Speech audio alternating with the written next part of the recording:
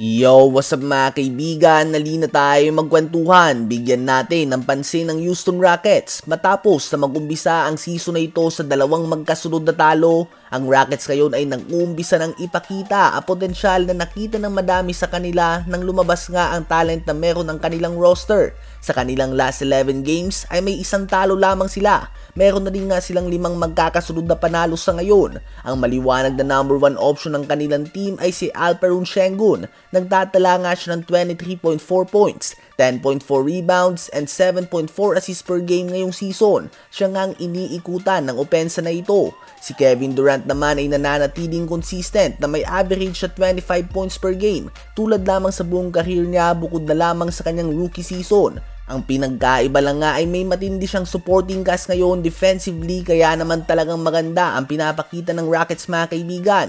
Ang Houston Rockets ay inaasahan lang na mas gaganda pa ang kanilang chemistry habang tumatagal, kaya naman hindi pa ito ang best version nila at babalik pa nga mga kaibigan si Dorian Finney-Smith sa lineup. Sa palagay nyo ba ay kakayanin ng Houston Rockets ang OKC sa isang 7-game series?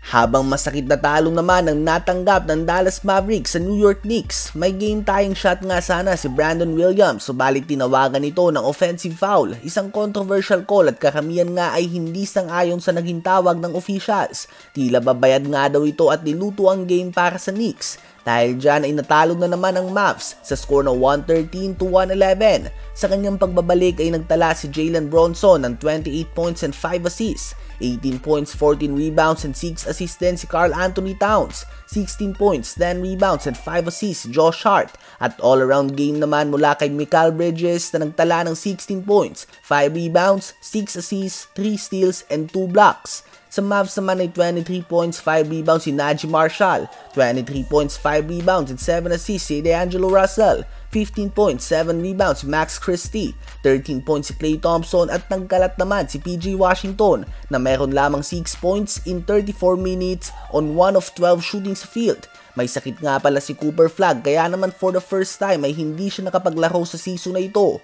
Ngayon ay lagapak na nga ang record ng Dallas Mavericks sa 4 wins and 12 losses. Isang game-winning buzzer beater naman ang ginawa ni Nikola Vucevic upang ibigay sa Chicago Bulls ang panalo kontra sa Portland Trail Blazers sa dikit na score na 122-121. Umabot na nga sa 21 points ang biggest lead ng Bulls, subalit muntik pa nga sila na mag-choke. Ganun pa man, pinahabol na nga nila ang Blazers at hindi naman nila ito binigyan ng panalo. 27 points, 8 rebounds si Nikola Vucevic, 27 points and 7 assists in just 27 minutes off the bench si Kobe White, 14 points si Ayo Dosunmu, 13 points si Isaac Okoro at 11 points, 5 rebounds si Matas Buzelis at meron din 9 points, 5 rebounds and 13 assists si Josh Giddey. Ang OKC naman same lang, panalo ulit sila laban sa Sacramento Kings sa score na 113-99. 33 points, 8 rebounds si SGA, 21 points, 7 rebounds and 3 blocks si Chet Holmgren, 14 points si Lu Dort din mga kaibigan. Ang OKC ay may record ng 15 wins and only 1 loss.